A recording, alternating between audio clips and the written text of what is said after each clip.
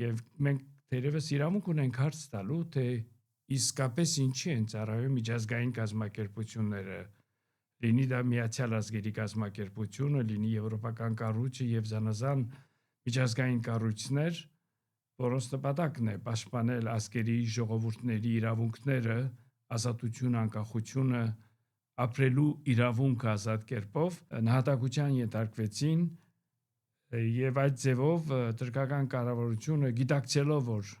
եկեղեցին հոգեվորականությունը կամ քրիստոնեական հավատքը ինչ դեր կարևորություն ունի հայ ժողովրդի իրականության մեջ, մտածելակերպի եւ ըմբռնումի,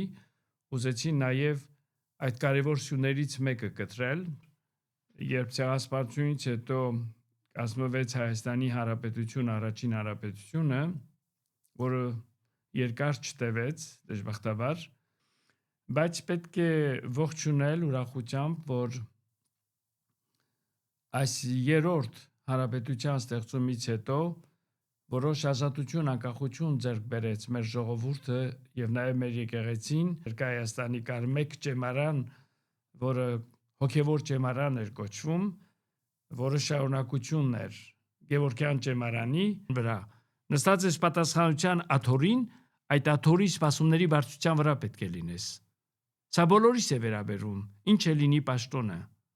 Ուրեմն այս բոլորը պետք է մեր գիտակցության եւ մտքի մեջ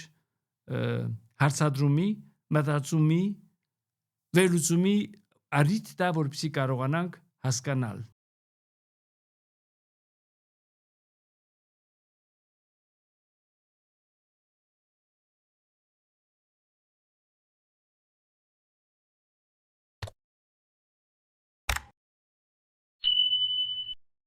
Աստված օգնական Հայր Սուրբյան։ Ասած պապան, Ինչպե՞ս եք։ ինչպես միշտ շատ լավ։ Փառք Տիրոջը, որ լավ եք։ Հայր Սուրբյան,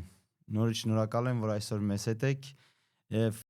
այսօր մենք զրուցելու ենք, ինչպես գիտեք, ես ձեզ խնդրեցի, որ զրուցենք այսօր ապրիլի 24-ի թեմայի շուրջ, մեր հայ ազգի եղեռնի թեմայի շուրջ եւ ցավալի թեմա է, բայց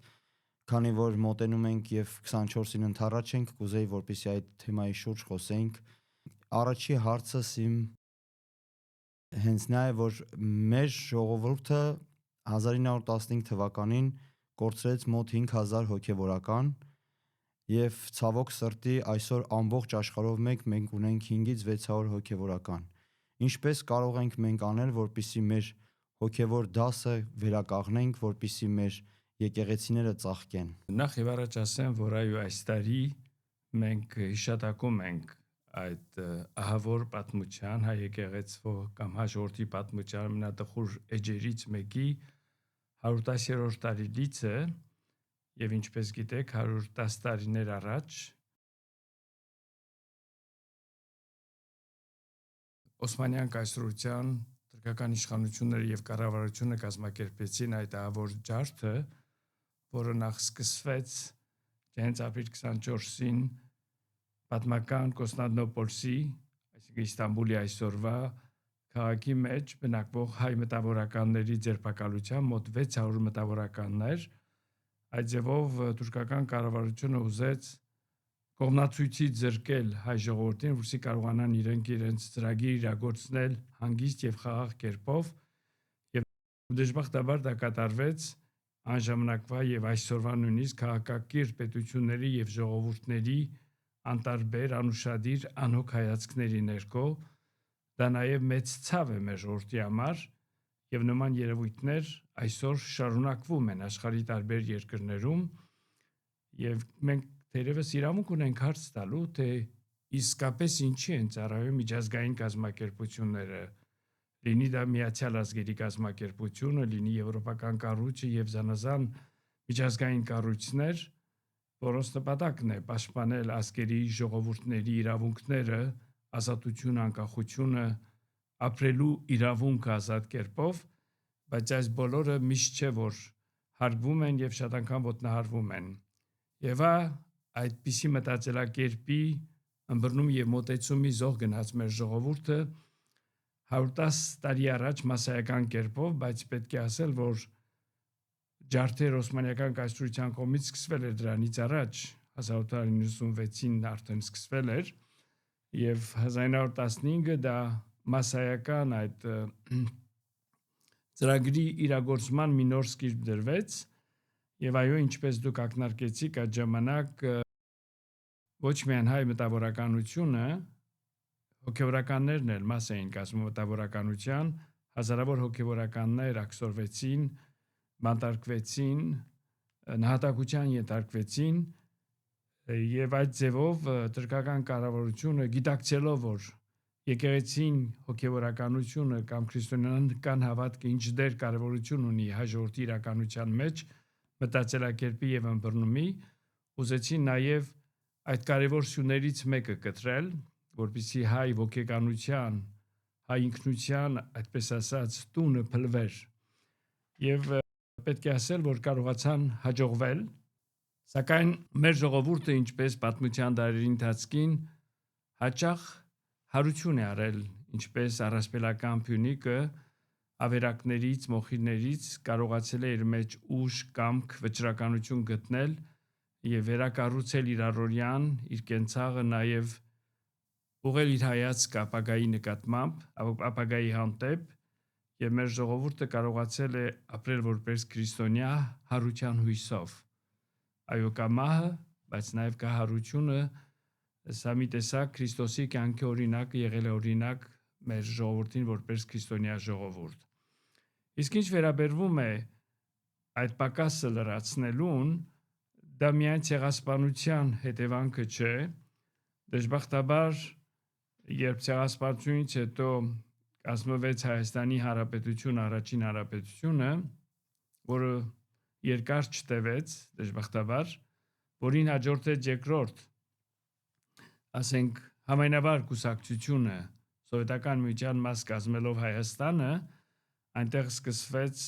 հակակրոնական քարոզչություն եւ մշակույթ եւ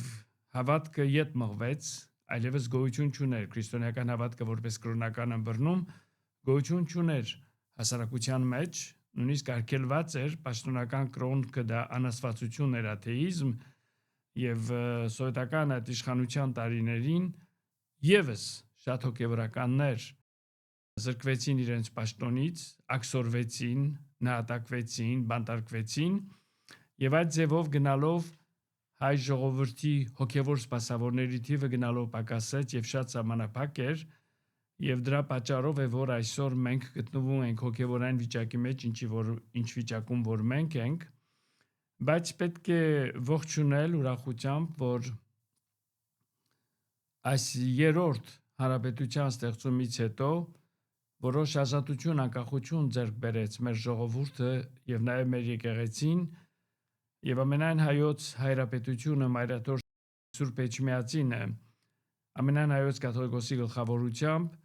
ուրեմն գործի անցան եւ փորձեցին կամաց վերագտնել բոլոր այդ եկեղեցական կառույցները, հոգեվոր վայրերը մի նոր կյանք, մի նոր շունչ տալու համար, որպեսզի ամեն քաղաք, ամեն գյուղ, որքան հնարավոր է, որ մեր ժողովրդի զավակները ունենան նաեւ իրենց հավաքական աղոթքի վայրը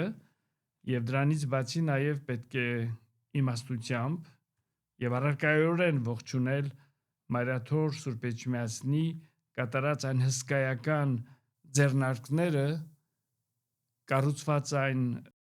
հնարավորությունները կամ ստեղծված այն կառույցները, որոնք ծառայում են հայ եկեղեցվո առաքելության, լինի դա քրիստոնեական դաստիարակության կենտրոններ, քարոզչության կենտրոններ, լինի դրանք խմբագրություններ, հեռուստակայան եւ դրանց հետ մեկտեղ նաեւ սկսվեց մի նոր քարոզչության շրջան, նոր պատրաստված հոգեվորականների շնորհիվ, քանի որ եթե ասենք սովետական շրջանում Հայաստանի տարածության վրա ներկա Հայաստանի կար մեկ ճեմարան, որը հոգեվոր ճեմարան էր կոչվում, որը շարունակությունն էր Գևորգյան ճեմարանի, բայց այս նոր ուրեմն քաղաքական փոփոխություններից հետո ավելի քան 30 տարի առաջ վերաբացվեց հոգեվոր ճեմարանը եւ դրանից բացի բացվեցին ուրիշ ճեմարաններ, հոգեվորականների պատրաստության կառույցներ, ինստիտուտներ, ինչպես Սևանի Վազգենյան ճեմարանը, այնպես էլ տարբեր թեմերի մեջ ստեղծվեցին փոքրիկ ճեմարանական կառույցներ եւ յուրաքանչյուր թեմ եւ թեմական առաջնորդ մտահոգվելով իր թեմի մեջ պատրաստել եւ կյանքի կոչել հոգեվոր ծառայողներ եւ այս գործն էլ շատ կարեւոր է եւ պետք է ողջունել եւ գնահատել եւ այդ բոլորը եղավ բավական դժվարություններով քանի որ ինչպես խոսքի սկզբին ասեցի մի նոր վերանորոգության վերապատրաստության արշավի գնալու մի նոր ճանապարհ մի նոր դուր բարձվեց մեր առջև եւ դա իգին բազմաթիվ դժվարությունների եւ բարեբախտաբար հաջողության հասնելու համար այստեղ կարևոր տեղ եւ դեր ունեցավ նաեւ համբերությունը, իմաստությունը եւ հարատեվությունը հայ եկեղեցու կառույցի ղեկավարների եւ հատկապես նաեւ այդ կառույցների մեջ պատրաստվող հոգեվորականների, ասենք քաղաքականության մեջ, քաղաքականություն բարի, ասենք լայն իմաստով եմ ասում, քանի որ նոր մարտահրավերների առջև ենք մենք հոգեվոր պահանջները ճիշտ է նույնն են, բայց տարբեր կոնտեքստի մեջ են ուրեմն արտահայտվում, ուրեմն պետք է այսօրվա հոգեվորականը կարողանա պատրաստվել եւ կարողանա ասենք իր ծառայությամբ պատասխան տալ բոլոր այն հարցումներին, որ մեր հավատացյալները կարող են դնել իր առջև եւ նաեւ իրեն կարծիքը հայտնել հիմնված որոշ ուսումնասիրությունների արդյունքի վրա։ Դա արդեն ինստիտուցիոնալ կառույցի կամ ծիրի մեջ ենք մտնում, որին մենք արդեն մեջը մտած ենք եւ գնալով ավելի զարգանում է դա եւ եկեղեցին չպիտի դադարի, այո եկեղեցին չպիտի դադարի իր խոսք, իր գործ եւ իր մասնակցությունը բերի ազգի եւ ժողովրդի, ասենք ճակատագրի ուրեմն գործում եւ իր նշանավոր դերը պետք է խաղա, որովհետեւ մենք չենք կարող անտեսել այն կառույցը, որ կոչվում է եկեղեցի, անտեսել կամ արամարել նրա ներկան եւ նաեւ տեսիլքով լեցուն ապագան, որպես Քրիստոսի ծառաներ եւ սպասավորներ։ Ցավոք սրտի շատ անձինք մեղադրում են եկեղեցին քաղաքականության մեջ մտնելու պահով։ Դուք ինչ կարծիք ունեք, արդյոք պետք չի, որ եկեղեցին խառնվի քաղաքականության մեջ։ Եկեղեցին քաղաքականությամբ չի զբաղվում, քանի որ եկեղեցական քաղաքական գործիչներ չկան, կան անհատներ, որոնք իրենց քաղաքական կարծիքները կարող են արտահայտել, քանի որ նրանք քաղաքացիներ են, բայց այսօր քաղաքական դաշտի վրա չկան ոչ երեսփոխաններ, ոչ նախարարներ, ոչ էլ պետական բարձր պաշտոնյաների վրա, բայց եկեղեցին կազմված է եկեղեցականներով, դա եկեղեցականների եւ ժողովրդի համախումբն է, ուրեմն եկեղեցականները իրենք նաեւ քաղաքացիներ են եւ ունեն իրենց պարտականությունը եւ իրենց պարտավորությունը քաղաքացիական հետաքրքրվելու պետության բարօրության, անվտանգության, ժողովրդի խաղաղության, հանգստության եւ զանազան խնդիրներով, որոնք կարող են ծառայել ուրեմն ժողովրդին եւ որոնք կարող են նաեւ ծառայել ամուր պետության ամուր հիմքեր կառուցելու համար։ Ով է ասում, որ եկեղեցին պետք չէ զբաղվի քաղաքականությամբ։ Կարող է հետաքրքրվել քաղաքականությամբ, եկեղեցին կարող է համարձակորեն իր կարծիքները հայտնել, քննադատել, ինչպես եկեղեցին հաճախ քննադատվում է։ Մենք ընդունում ենք եկեղեցուն քննադատել, բայց մերժում ենք, որ եկեղեցին համարձակություն ունենա որոշ հարցերի շուրջ իր կարծիքը հայտնել, անհատապես կամ հավաքակպես։ Այնպես որ պատմության ընթացքին եկեղեցին ունեցել է քաղաքական դեր, բայց պետք է նայել, թե այդ քաղաքական դերերը որ ժամանակներում ինչ կոնտեքստի մեջ ինչպես են արտահայտվել։ Այնպես որ քաղաքականությունը յուրաքանչյուր անհատի պարտականություն է որպես քաղաքացի, որի խոսքը, միտքը եւ գործը պետք է նպաստի առողջ հասարակություն ստեղծելու եւ առողջ հասարակություն ինքը առաջնորդում է մեզ առողջ պետություն եւ առողջ քաղաքականություն։ Այնպես որ որևէ մեկ ինձ չի կարող արգելք հանդիսանալ եւ ասել դու իրավունք չունես քաղաքականությամբ զբաղվելու։ Ես անհատապես որպես քաղաքացի ուզենք թե չուզենք քաղաքականություն ենք անում։ երբ որ մեկի հետ շփում ես, խոսում ես առօրյա կենցաղային հարցերով կամ մեզ հուզող հարցերով, դա ինքնին դու քաղաքականություն ես անում։ Քաղաքականությունը դա ազնվական գործ է խորքին մեջ։ Քաղաքական նշանակում է քաղաքի կյանքի բարօրության համար։ Դա որևէ անատի գործն է եւ որևէ մեկը չի կարող մեկին արգել հանդեսանալ, ասել դու դա չես կարող։ Եվ իմ օրինակը տամ, արդեն մոտ 40 տարի է ես Եվրոպայում ծառայում եմ ավելի քան, նույնիսկ սովետական շրջանին, որպես սովետական քաղաքացի, Հայաստանի Հանրապետության քաղաքացի, Եվրոպայում իմ հարաբերությունների մեջ մշակութային զանազան ձեռնարկների միջոցով, կոնֆերանսների, հանդիպումների միջոցով, ուզեմ թե չուզեմ, արդեն արել եմ դա։ Հայաստանի շահի, Հայաստանի օգտի, Հայաստանի պատվի, Հայաստանի հեղինակության համար ես մտածել, խոսել եւ գործել եմ։ Ժամանակին, երբ որ ես ուսանող էի, Լիոնում, երբ որ վարչական ադմինիստրատիվ գրասենյակներում գնում էի, երբ իմ պասպորտը նայում էին, ինձ ասում են դու ռուս ես։ Ես նրանց ասում եմ ես ռուս չեմ, ասում են ձեր պասպորտը ռուսական է։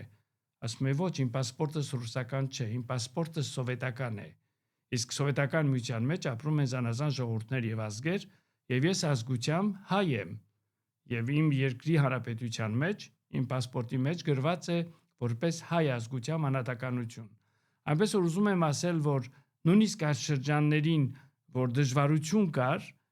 միայն ես չէ, որևէ եկեղեցու ծառայ սպասավոր իր ապրած երկրում, իր գործած վայրում դա արել է,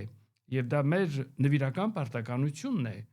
Ընդհակառակը պետությունը փոխանակ արգելք հանդիսանալու եկեղեցու ազնվական քաղաքականությունը կատարելուն, պետություն պետական կառույցներ պետք է ողջունեն դա։ Ընդհակառակը շնորհակալություն պետք է հայտնեն, պետք է օգնեն, քանի որ եկեղեցին պետության մաս է կազմում։ Եկեղեցին պետության մեջ է։ Մենք ասում ենք եկեղեցին եւ պետությունը անջատ են։ Դա ինչ է նշանակում եկեղեցի եւ պետությունը անջատ են։ Անջատ չեն։ Եկեղեցին պետության մեջ է ապրում ինչպես որևէ կառույց։ Ուրեմն եկեղեցին այդ կառույցը իր զինվորներով, իր հոգևորականներով, իր պատասխանատներով իրենք պարտականություն եւ պարտավորություն ունեն մասնակցելու այդ կյանքին եւ հատկապես իրենց ներդրում անելու, որ մեր ժողովրդի պետության բարօրությունը, անվտանգությունը, խաղաղությունը, բարեկեցությունը, ինքնության պաշտպանությունը, հավատքի զարգացումը, հավատքը միայն կրոնական չէ, մշակութային ամեն տեսակի, դրանք պետք է քաջալերել, սնուցանել, որպեսզի մենք կարողանանք կառուցել առողջ ժողովուրդ եւ կարողանանք զորանալ եւ կարողանանք մենք ինքներս մեզ պաշտպանել եւ գա մի բա, որ այլևս մեր հույսը չդնենք ուրիշների վրա, որով շատ անգամ պետություններ կան, երկիրներ կան, մեզ գովաբանում են, բարեխոսում են, մեզ գովում են, հաճախոսություն են անում դիմացինից, բայց յետևից անում են ճիշտ հակառակը, այնպես որ մենք պետք է նաև քաղաքական եւ դիվանագիտական իմաստություն ունենանք եւ ճանաչենք, թե ովքեր են մեր բարեկամները։ Մեր ամենամեծ բարեկամները նախ մենք ենք։ Եթե մենք մեզ բարեկամ չլինենք, հույսներից չդնենք ուրիշների վրա, որ նրանք մեզ բարեկամ լինեն։ Եվ բարեկամությունը դա հարաբերական է եւ ժամանակավոր է։ Եվ քաղաքականության մեջ նոր բան չեմ ասում, չկա հավիտենական բարեկամություն,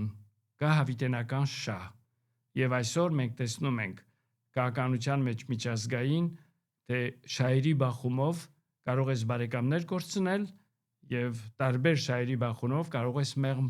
կարծեցյալ բարեկամներ ունենալ։ Այսպիսի հարց ցայքեց բարեկամության շուրջ, քանի որ մենք խոսում ենք բարեկամությունից, չէ որ բարի կամեցող միայն կարող ենք լինենք մենք մեզ համար եւ պետք է հույսներս դնենք միայն Աստծո վրա, բայց քանի որ զրուցում ենք, նաև այսպիսի հարց ցակեց ինձ։ Շատերը նաև քննադատում են եկեղեցին, որ եկեղեցին միշտ ասում է եղեք բարի, եղեք ներողամիտ, ներեք այսպես, այնպես, բայց չէ որ մեր եկեղեցին դարեդար կռվել է, պատերազմներին մասնակցել է, թեկուզ այս 44 օրյա պատերազմների ընթացքում մենք ունեցել ենք վարդապետներ, քահանաներ, սարքավարքներ, որոնք կռվել են։ Կուզեի որպեսզի այս թեմայի շուրջ խոսենք, որ եկեղեցին ոչ թե խոսում է միայն խաղաղության մասին, այլ նաև եկեղեցին խոսում է պաշտպանության մասին, որպեսզի մենք կարողանանք պաշտպանել մեր երկիրը, մեր հողը, մեր ջուրը։ Շատ լավ, նախ փոքրիկ զարգացումը կատարեմ բարիկամեցողության համար։ Բարիկամքը դա աստվածային շնորհ է։ Աստված մեզ տվել է այդ շնորհը, եթե մենք հավատում ենք, որ մենք Աստծո արարչագործության մաս ենք կազմում, եւ մենք Աստծո պատկերն ենք կրում մեր վրա, եթե Աստված բարի է, սեր է, ողորմություն է, դա պետք է արտահայտվի մեզ որպես Աստծո զավակներ մեր կյանքի կենցաղի եւ մտածելակերպի մեջ։ Բարություն անելով մենք Աստծո արարչագործությունն ենք գնահատում եւ արժեվորում։ Քանի որ եթե մենք հավատում ենք, որ բոլորս նույն Աստծո զավակներն ենք, դա մեզ մտածել է տալիս, որ մենք նույն ընտանիքի զավակ ենք, անկախ մեր մաշկի գույնից, մեր աչքերի գույնից, մեր մազերի, մեր ունեցած պատմությամբ, մեր մշակույթով, մեր ձեռքբերումներով զանազան բնույթի, բայց հիմնականը եւ կարեւորը մենք Աստծո զավակներ ենք։ Դա նշանակում է, որ մենք ինչ որտեղ Աստծո մեջ քույր եղբայրներ ենք։ Ուրեմն դիմացինին բարություն չանել, դա նշանակում է ինչ որտեղ վիրավորել եւ նեղություն պատճառել նրան, այսինքն Աստծուն, որը մեր արարիչն է։ Ինչպես տարբեր առիթներով ասել ենք, երբ մեկին վնաս ենք տալիս մեկ զավակին, դրա միջոցով նաեւ մենք ցավ ենք պատճառում իրենց ծնողներին։ Ուրեմն շատ անգամ այսօրվա աշխարհակաղակական այս հոլովույթների մեջ ուրեմն լինում են, այսպես ասած, պատերազմներ կրոնքի անունով, բայց երբ որ այդ բաները գոյություն են ունենում, իրագործվում են, այստեղ մի տեսակ մեծ մեղանչում կա Աստծո նկատմամբ։ Երբ որ ես մեկին սպանում նեղություն եմ տալիս, անկախ միջոցները, որը ես օգտագործում եմ, ինչ որտեղ ես սպանում եմ Աստծո մեկ մասը, որի մեջ է։ Ուրեմն այստեղ հանուն Աստծո, հանուն հավատքի խոսել եւ կործանիչ արարքներ կատարել, ավերիչ արարքներ կատարել, ցեղասպանություն, մարդասպանություն կատարել, դա նշանակում է մեծ մեղանչում անել Աստծո առջև, եթե մենք խոսում ենք Աստծո անունից։ Ուրեմն սա առաջին մասը, որ կուզեի զարգացնել, երկրորդը, այո, պատմությունը, երբ որ ուսումնասիրում ենք, ակնարկություններ կատարեցիք Վարդանանց պատերազմ, Ղևոնդյանց պատերազմ, դա մի ժամանակաշրջան էր, որ քաղաքական իրավիճակը նորմալ վիճակ էր։ Պետություն, մտավորականություն, եկեղեցի, հոգևորականություն իշխաններ միասին էին մտածում եւ միասին էին որոշում իրենց կատագիրը։ Մեկը մյուսին լրացնում էր, մեկը մյուսին ամբողջացնում էր, մեկը մյուսից օգտվում էր։ Միմյանց արամարելով ոչ մեկ չի շահում, բոլորս են կորցնում, նույն ազգի զավակներ։ Ինչպես եթե մենք մեկ ընտանիք ենք, պետությունը եթե մեկ ընտանիք է, այդ պետության ընտանիքի մեջ յուրաքանչյուր անդամ իր դերը, իր տեղը, իր կարևորությունը, իր գործնեության սահմանները դաշտ ունի, երբ որ մենք իրար հետ չենք համագործակցում, իրար չենք լրացնում, այդ ընտանիքը կարող է թույլ լինել, տկար լինել եւ իր գործը եւ առաքելությունը վատ ձևով կատարել կամ ամբողջական ձևով չկատարել։ Ուրեմն հոգևորականությունը, ինչպես պատմության ընթացքին իր մասնակցությունն է բերել, որովհետև դա նկատել է, դա իր ոչ միայն պարտականությունն է, պարտավորությունն է, բայց նաև իրավունքն է, այսօրվա իմաստով քաղաքական, պաշտպանել իր երկիրը, իր հողը, իր ժողովուրդը, իր զավակները, իր մշակույթը, իր ամբողջ ժառանգությունը, որ ստացած էր իր հայրերից։ Ուրեմն այս գիտակցությամբ մենք պետք է ամեն ինչ անենք, որպեսզի այս առողջ մտածելակերպը տեղ գտնի այսօրվա մեր հասարակության եւ պետության քաղաքականության մեջ, որովհետեւ ինչպես ասում եմ, եկեղեցի եւ պետություն իրար չարգելով, եկեղեցին երբեք չի արամարել պետությունը, երբեք չի արամարել պետական ղեկավարներին, պաշտոնյաներին, բոլոր ժամանակներում եկեղեցին եւ եկեղեցական իշխանությունները համագործակցել են։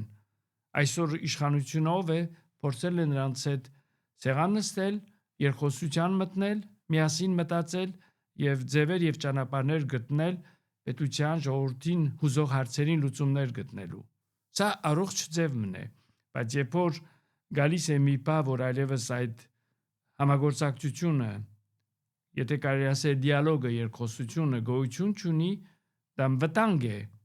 երկուսի համար, եւ եկեղեցու համար, եւ պետության, եւ ազգի եւ ժողովրդի համար։ Ուրեմն առողջ մտածող պետական գործիչ,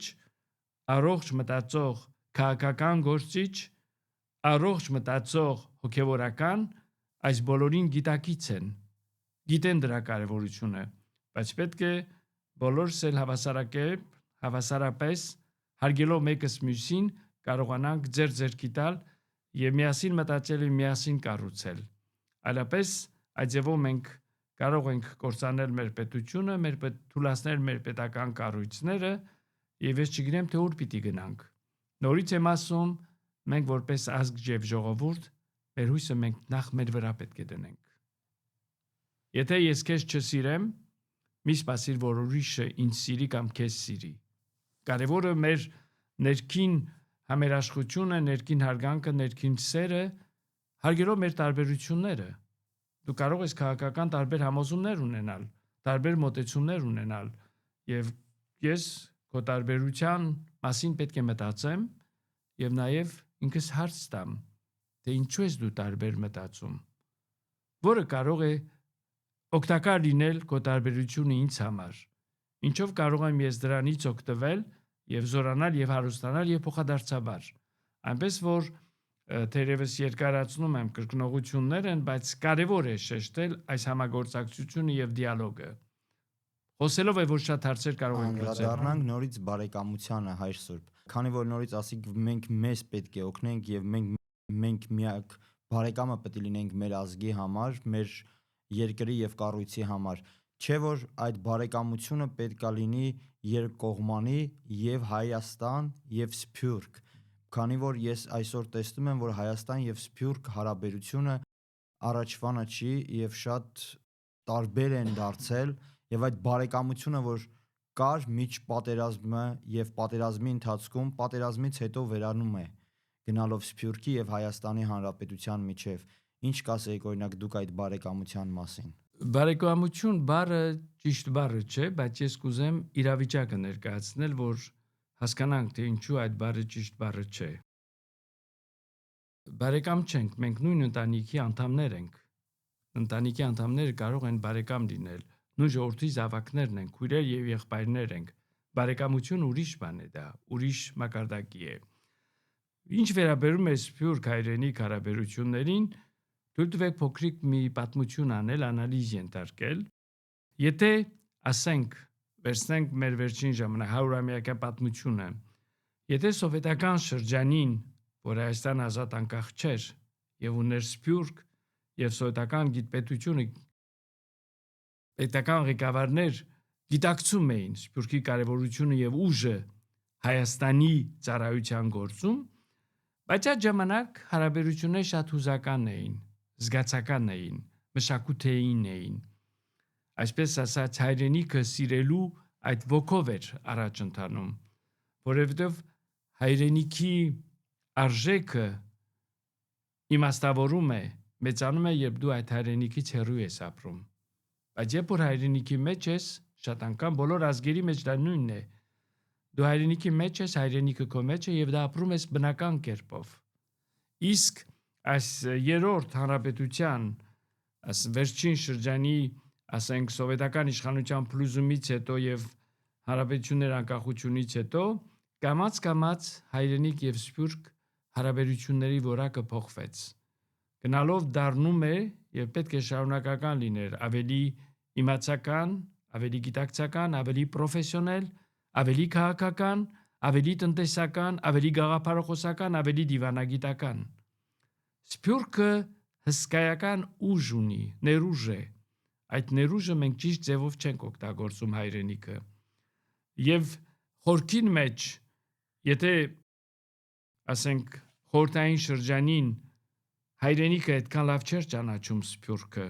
այցելություններ էին լինում, գնում գալիս էին ներկայացումներ եւ այլ, անցնում գնում էր։ Եվ Սփյուռքն էլ այդքան լավ չէր ճանաչում հայրենիքը եւ հայրենական իրականությունները, եւ շատ շատերը չէին գնում։ Եթե հաշվենք այդ տարիների ընթացքին գնացած այցելուները Սփյուռքից, մեծ թիվ չէ, կարևոր է, բայց մեծ չէ։ Այսօր այդ թիվը մի քանի անգամ բազմապատկված է։ Այսօր ոչ միայն սփյուռքի եւ հայրենիքի միջև հարաբերությունները դարձել են պրոֆեսիոնալ, այսօր նաեւ կան անձեր, որոնք հայրենիք են վերադառնում, ներդրում են կատարում, իրենց մասնակցություն են բերում պետության կառուցման գործին, որ դա ազնվական գործ է, եւ պետք է ողջունել, գնահատել եւ հասկանալ դրա կարեւորությունը։ Շատ անգամներ իգին զանազան զողությունների եւ դժվարությունների։ Ուրեմն այսօր հայրենիք եւ սփյուռք հարաբերությունները մի նոր որակ են առել կամ որակ առնելու ընթացքի մեջ են։ Ուրեմն պետք է մենք գիտակցենք հայրենիքի տեղը որն է հայրենիքի դերը, պարտականությունը եւ որը կարող է լինել կամ որն է սփյուռքի դերը, կարեւորությունը եւ խաղալիք դերը հայրենիքի զորացման համար։ Հայրենիք եւ սփյուռք դրանք կարող ենք ասել, ես չափում եմ իմ խոսքերը, կարող ենք ասել հայրենիք եւ սփյուռք դա մեկ անհատի երկու ձեռքերն են։ Ձեռքը ձեռք է Լևանում, երկու ձեռքը երես։ Այո, ուրեմն պետք է այդ երկու ձեռքերը միանան, ձեռքերը ինչ է, ասված մեզ ձեռք է տվել, որովհետեւ մենք կարողանանք կառուցել, արարել,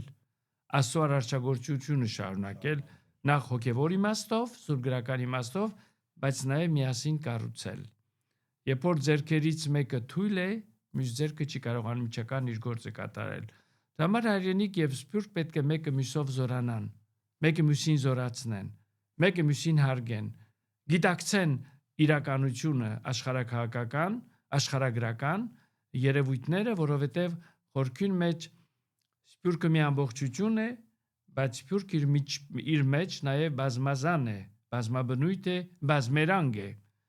Յուրաքանչյուր աշխարհամասի մեջ, երկրի մեջ սփյուռքյան մտածելակերպը կարող է տարբեր լինել մեկը մյուսից, բայց մի բան կարող է լինել, նույնը, որ հակառակ այդ տարբերությունների մշակութային, տեղական, ասենք յուրահատկությունների, բայց բոլորիս հայացքը մեկտեղ պետք է լինի։ Դեպի հայրենիք, դեպի զորավոր հզոր հայրենիք կառուցելու, ազատ, անկախ եւ բարգավաճ հայրենիք կառուցելու այս գիտակցությունը կա։ Քաղաքական կուսակցություններ կան, ունեն անուններ, բայց այդ անունները պետք է ապրող իրականություն լինի երկրի մեջ, ինչպես ասում են օրինաց երկիր։ Կուսակցություններ են, օրենքի երկիր պետք է լինի։ Եթե օրենք չկա, եթե կա օրենք եթե չի արգում բոլորի կողմից հավասարապես, եթե չկա հզոր կառավարություն իշխանություն, դա նման է մի տեսակ անարխիայի։ Ուրեմն կազմակերպած հզոր երկիրը պետք է ամեն տեսակետից, ամեն կողմերից կարողանա հարգել, այսինքն այն միջավայրը, որի մեջ ապրում ենք, եւ բայց հատկապես պետք է հեռանկար ճշտել։ Թե այսօր ո՞րն է մեր ցանկությունը, ո՞րն է մեր երազանքը, գիտակցելով թե որտեղից ենք գալիս, ինչ ճանապարհ ենք անցել այս տարիների դարերի ընթացքում, ինչ դաս ենք քաղել դրանից։ Կարելի ասել, որ մենք դաս չենք քաղել, երբ նայում ենք 110 տարի առաջ կատարված ցեղասպանությանը եւ այսօրվա այս պատերազմական իրավիճակը մեր երկրում նույն կրկնողություններն է կատարվում։ Դաս քաղել ենք, դաս քաղողներ կան, բայց մենք իմաստություն չունենք այդ դասերից օգտվելու։ Ինչպես երեխան, որ դպրոց է գնում, սովորում է զանազան նյութեր, հետո երբ որ ասպարեզ է մտնում,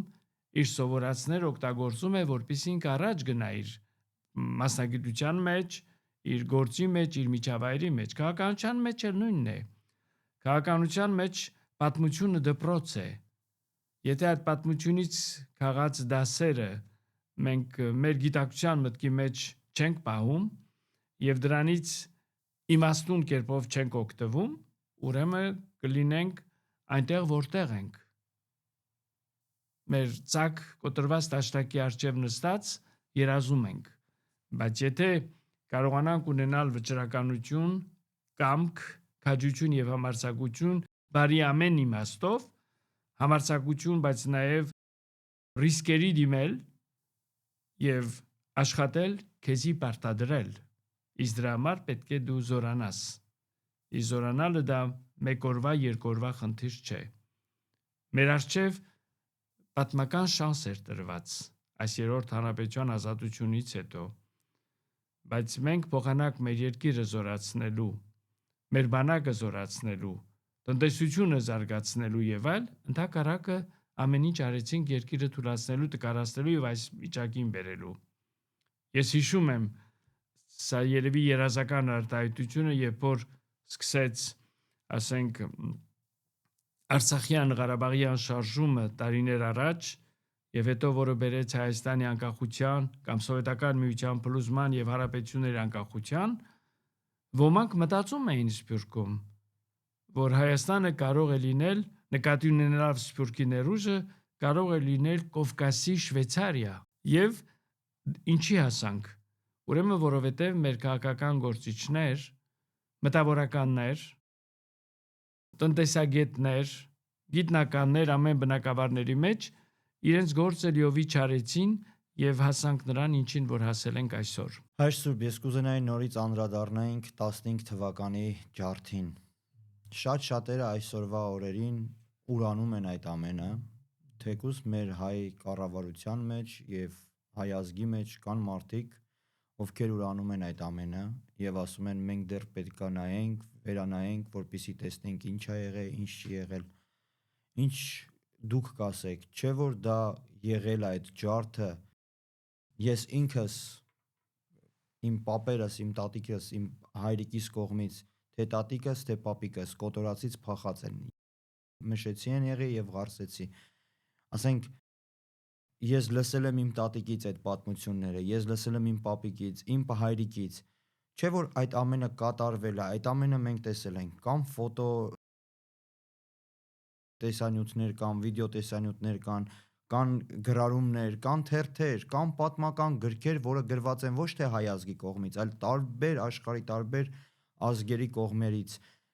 Կան թուրք մտավորականներ, որոնք իրենք են գրել գրքեր մեր ցեղասպանության մասին։ Ինչպես հասկանանք այս ամենը, Հայր Սուրբ։ Դրանք հասկանալի չեն, ինչու որովհետև մենք չենք գտնվում այն этаպում, որ պետք է տակավին մենք փորձենք ապացուցել, որ դա եղել է կամ ոչ։ Կամ բավարար չափով, ինչպես ակնարկեցիք, գրքեր, ուսումնասիրություններ, պատմական, որոնք ապացուցում են այդ իրողությունը։ Բոլորս շատ լավ գիտենք, եւ Թուրքիան ալ գիտե, որ 1915 թվականին, եթե վերցնենք միայն այդ օրինակը, այդ շրջանին ավելի քան գրեթե 2 միլիոն, մենք 1.5 միլիոն ենք ասում, ավելի քան 2 միլիոն մեր ժողովրդի զավակներ նահատակվեցին եւ մազապուրծ եղածները հազիվ աքսորվեցին աշխարհի տարբեր երկրներ։ Ուրեմն այսօր 110 տարիների հեռավորությունից, երբ որ նայում ենք, ուզում ենք այդ պատմությունը հասկանալ, նրանք ովքեր որ կասկածանքի մեջ են փորձում դնել, ինչ աշխարհակահաղական դիվանագիտական պատճառներով քաղաքական, ինչից դրդված, յուրաքանչյուր ինքն է պատասխանատուն իր խոսքի, իր ազգի եւ իր ժողովրդի առաջ, ընդունելու կամ մերժելու այս իրողությունը, ընդունելը կասկածի տակ պետք չէ դնել, բայց մերժելը պետք է դատապարտել։ Պատմությունը մենք չենք կարող վերաշարադրել մեր ուզած ձևով։ Պատմությունը գրելը դա անպայման պատվեր չէ։ Պատվերով պետք է պատմություն գիր գրենք։ Սրա նրա ցանկությունին ընթացք տալու հաճելի թվալու համար։ Դա ազգային դավաճանություն է։ Դա պատմության նկատմամբ մեղանչում է։ Ուրեմն ասացի բավարար չափով կան ուրեմն աղբյուրներ, որոնք արդեն հաստատում են այդ իրականությունը։ Ուրեմն Սփյուռք ինչպես ծնվեց։ Ինչու հանկարծ տասնյակ մոտ 10 տարիների ընթացքում ամբողջ աշխարհ ծրվեց հայ ժողովուրդը, որ ապրում էր իր պատմական հողերի վրա, հանգիստ, խաղաղ, ապրում էր այնպես ինքը ինչպես որ գտնում էր։ Ինչ եղավ, որ հանկարծ մեկից միսօրը ամբողջ հայ ժողովուրդը, մեր ժողովրդի զավակները թողեցին իրենց պապենական հողերը դարերից ժառանգված իրենց ամբողջ հարստությունները հոգևոր, նյութական ամեն տեսակի եւ հանկարծ բռնեցին գաղթի ճանապարհը։ Որտեղից սա ծնունդ առավ։ Սփյուռքը դրա ծնունդն է։ Եվ այսօր ալ դժբախտաբար մի նոր Սփյուռք է ստեղծվում։ Այսօր էլ արդեն մոտ 30 տարիների ընթացքում այս վերջին, որովհետև չեն եղել ճիշտ արդարացի հայրենասեր նվիրված քաղաքական գործիչներ, տնտեսագետներ, ամեն բնակավարում, մտավորականներ, գիտնականներ եւ այլ, որոնք դուրք են տվել, նախընտրել են լռել, քան ստեղ խոսել, նախընտրել են ոչինչ չանել կոդ փոխանագործելու եւ դրա արդյունքը այն է, որ այս վերջին 30 տարի ընթացքին ագին հայեր թողեցին հայրենիքից դուրս եկան։ Այսօր մի նոր սփյուռք է ստեղծվում։ Սփյուռքը մի նոր պատկեր ունի, մի նոր որակ ունի։ Եվ այդ հայրենիքը լքած զավակների շատերը այսօր, երբ որ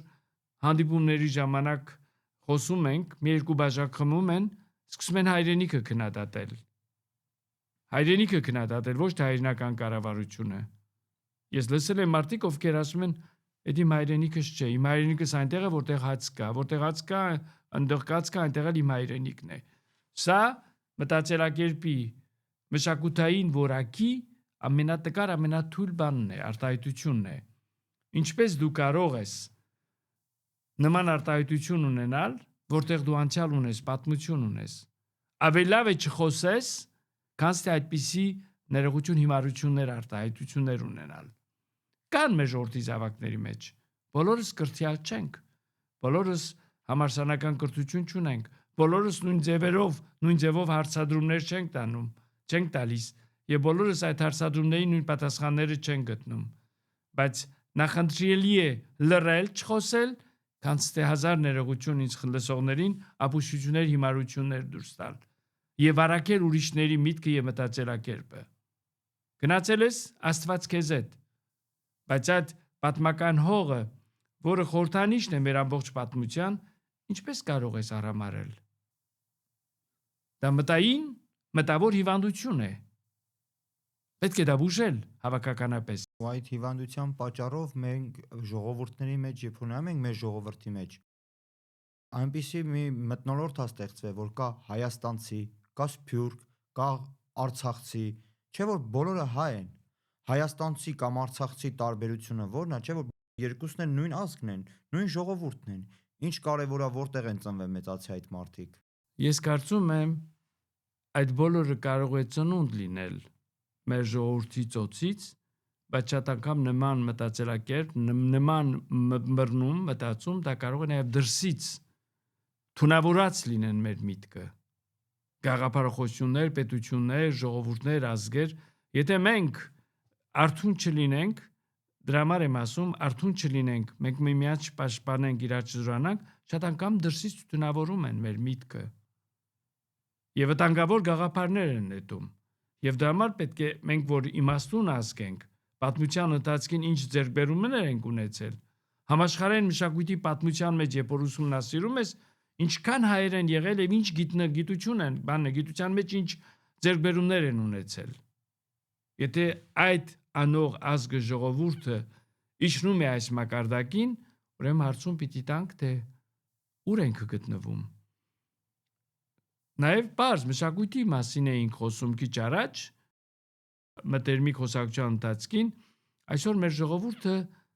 գնալով մոռանում է իր դասական մշակույթը, գրականությունը, իր լեզուն, իր պատմությունը, իր երաժշտությունը։ Այո, մենք զրուցում էինք Կոմիտասի երաժշտության մասին։ Կոմիտաս վարդապետը, որ ցեղասպանության զոհերից է անուղակի, որ իմաստություն ունեցավ ցեղասպանությունից առաջ տարիներ քաղաքից քաղաք, գյուղից գյուղ գնաց, ժողովրդական երգեր հավաքեց, մշակեց եւ փրկեց կործանումից, այսօր այդ Կոմիտաս վարդապետի նպաստը մենք գնահատել չգիտենք։ Կոմիտաս երբ որ ասում են բոլոր մեր դասական արժեքները, ինչ է լսում այսօրվա մեր ժողովուրդը։ Երկու բաժակ խմիչք են խմում, սկսում են ես ինչ լսել, ինչ բարել, ինչ ուրախանալ։ Թուրքը արաբական երաժշտություն։ Այո, սա հոգևոր աղքատություն է։ Այս աղքատության, այս խեղճության դեմաց պետք է պայքարի եւ պետությունը եւ նաեւ եկեղեցին դրա կարևոր, ասենք, դերակատարներից մեկն է։ Զանազան իմաստներով, զանազան եղանակներով եւ զավազան ձևերով։ Այնպես որ սա պետք է մենք նկատի ունենանք ազգի Առողջություն ապահովելու համար պետք է բոլոր վերքերը կարողանանք բուժել, ցավերը պետք է բուժենք։ Նախ դրա համար պետք է գիտակցենք, թե որն է մեր հիվանդությունը, որն է մեր տկարությունը, որն է մեր թերությունը։ Ախտորոշենք։ Լինի դա քաղաքական ախտորոշում, լինի ընկերային ախտորոշում, ընտանեկան, մշակութային, տնտեսական ամեն տեսակի։ Եթե մենք ախտորոշում չսկսենք, չտեսնենք, թե որտեղ է ցավը, որտեղ է վիշտը, որտեղ է վերքը եւ չբուժենք, այդ վերքը կարող է տարածվել։ Այսօր մեր ազգը խոսում ենք մենք, թող շատ բան չնկատվի իմ ասածս, մի տեսակ քաղցկեղային վիճակ ունի իր մարմնի մեջ։ Այդ քաղցկեղը պետք է բուժել։ Շիմիոթերապիայի պետք է ենթարկվել, բարի ամենալայն իմաստով։ Կտրել եւ անել այն բաները, որոնք վնասում են մեր հավաքական առողջության, հավաքական առողջ գիտակցության, ըմբռնումների եւ գործելակերպի մեջ։ Այնպես որ մենք այլևս պետք չէ նայենք ուրիշներին, մենք մեզ պետք է նայենք, բավարար է պարտանանք սպորտային, մշակութային, անհատական հաջողություններով դրոշակներ բարձրացնել։ Անհատներ շատ կան հայ իրականության մեջ, տարբեր բնակավարների մեջ եւ մեծ հաջողությունների են գնում, երգիչներ, մարզիչներ, գիտնականներ, չգիտեմ ինչ։ Բայց այսօր անհատի հաջողությունը ինչքան է ծառայում մեր հավաքական հաջողության եւ հավաքականության առողջ կառուցման պետության համար։ Հպարտանում ենք, դրոշակ եք բարձրացնում։ Մենք ինձ թվում է խնդիր ունենք հավաքականության մեջ։ Ֆուտբոլային թիմը մեր մեծ օրինակ, երբ ֆուտբոլ են խաղում, խնդրեմ, ոչ մի բան չի ստացվում, բայց երբ մարզիկը գնում է, ասենք, օլիմպիադայի եւ անհատական է լինում, ոսկե մեդալով է վերադառնում տուն։ Դա այդքան էլ ճիշտ չի, որովհետեւ մենք այդպիսի ապացույցներ ունեցել ենք։ Ես երիտասարդ էի, դուք չեք հիշի, 73-74 թվականներին դեռ ծնված չէիք, Արարատ մակումբը կար, Արարատ Երևանի Արարատ ֆուտբոլային խումբը կար։ Եղավ սովետական միության չեմպիոն, սովետական միության գավաթակիր։ Հայտնի սպորտսմեններ ունենք։ Ինչպես հասանք դրան, որովհետև դաստիարակություն կար, որով առողջ մարդկանցով շրջապատված էին, առողջ մարզիկներով եւ առողջ գաղափարախոսության պատրաստում էին նրանց, մարզում էին։ Ճիշտ չէ, որ մենք հավաքապես չեն կարող հաջողվել։ Կարող ենք եւ շատ լավ կարող ենք հաջողվել։ Կարող ենք, բայց Հավաքականությունը մեր ուժն է։ պետք է մեկը լինի, որ հավաքի իր կողքը, որպեսզի հավաքականություն լինի, հայր Սուրբ։ Եվ դա պետական կամքն է, պետական մտածելակերպն է։ Դա դաստիարակություն է։ Այդ բոլորը պետք է սկսվի ոչ թե դպրոցներից, դեռ մանկապարտեզից։ Երեխան իր մոր արգանդի մեջ երբ որ ձևավորվում է, մայրը այդ գիտակցության պետք է այդ ապրի 9 ամիսները հղության։ Այդ որպեսզի երեխային անուղակի կամ ուղակի կերպով փոխանցվի այդ ըմբռնումը։ Էլ չեմ ասում տան, բայց հատկապես մանկապարտեզից, դպրոցից համալսարանին որպես շարունակություն պետք է այս գիտակցությամբ մենք կրթական համակարգ պիտի ունենանք։ Ծրագրեր պետք է ունենանք կրթական, դաստիարակչական։ Անում ենք այն, այսինքն մենք ուզեցի ասել, հնձում ենք այն, ինչ որ ցանել ենք։ Իսկ դրա համար պետք է ավելի ճիշտ կողմնորոշվել եւ ճիշտ ընտրություն կատարել։ Եվ ճիշտ ընտրություն կատարելու համար պետք է նաեւ մենք մտածելու, անալիզի ենթարկելու, բարին չարի զանազանելու, կարևորը երկրորդականից զանազանելու եւ ճիշտ ընտրություն կատարելու եւ ճիշտ ճանապարհ գծելու։ Մեր բոլորի միասնական հավաքական ճանապարհը։ Կլինեն անհատներ հավաքականության մեջ, որոնք կարող են արգելք հանդիսանալ, կարող են ինչ-որ դժվարություն հարուցել կամ պրովոկացիա անել, տարբեր բաներ կամ ընդդիմություն լինի եւ այլ։ Ոչինչ, բայց երբ որ ամբողը զորավոր է, հավաքականությունը զորավոր է, դրանք կարող են գալ եւ գնալ։ Բայց կարող է ամբողը խափնվել նաեւ։ Ամբողը կարող է խափնվել։ Եթե ամբողը պատրաստված լինի, այդքան էլ հեշտ չի խափնվի, որովհետեւ ամբողին ղեկավարողները պետք է նաեւ բարձր գիտակցություն ունենան եւ հասկանան, թե ինչու համար են իրենք ամբողի գլխին, ինչու համար են պետության գլխին, ինչու համար են հավաքականության գլխին, ինչու համար են դպրոցի դիրեկտոր, ինչու համար են ընտանիքի ար եւ մայր։ Ընտանիքը դա ամենաազնվական տեղն է կերտումի դաստիարակության։ Եվ այսօր դժբախտաբար երբ որ նայում ենք գոնե Հայաստանում էլ նույնն է կատարվում, արևմուտքի մեջ այսօր ընտանիքը թուլացած տկարացած է։ Այսօր ընտանիքի մեջ հարաբերություն չկա։ Ես որ փոքր երեխա էի, պարզամեստ ընտանիքի մեջ ապրել եմ, մեր տան հերոստացույցը, մեր տան այդ հաճույքները մեր մեծ ծնողներն էին։ Մենք նրանց ծունկին նստում ենք, մեզ պատմություններ էին պատմում եւ դաստիարակում էին։ Ես ընդհանուր երևույթ եմ ասում։ Իսկ այսօր ամեն երեխա իր առանձին սենյակ ունի, իր առանձին հերոստացույց ունի, իր առանձին հաճույք ունի, նույնիսկ ծնողներ չեն շփվում իրար հետ։ Շատ անգամ երեխա եւ ծնող հեռախոսներով են իրար մեսաժ ուղարկում, իրար հետ մի բան խոսում։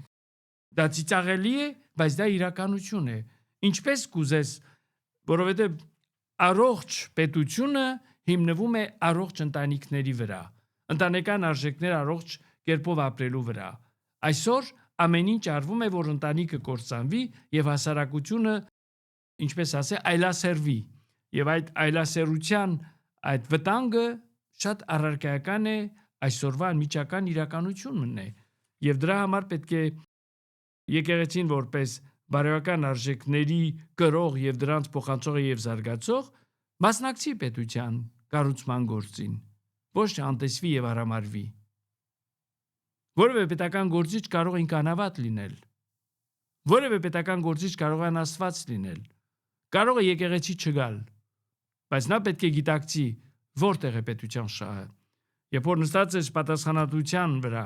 նստած ես պատասխանատվության աթոռին, այդ աթոռի սպասումների բարձրության վրա պետք է լինես։ Սա բոլորիս է վերաբերում, ինչ է լինի պաշտոնը։ Ուրեմն այս բոլորը պետք է մեր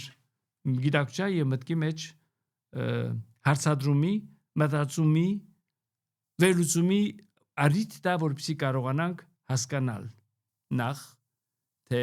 ես ով եմ, որն է իմ դերը հասարակության կամ ընտանիքի մեջ, որն է իմ պարտականությունը եւ պարտավորությունը, անկախ թե ինչ եմ անում, բայց ինչ որ անում եմ, պետք է հասկանամ, թե ինչպես եմ անում, որքան նվիրովով եմ անում, որքան սիրով եմ անում,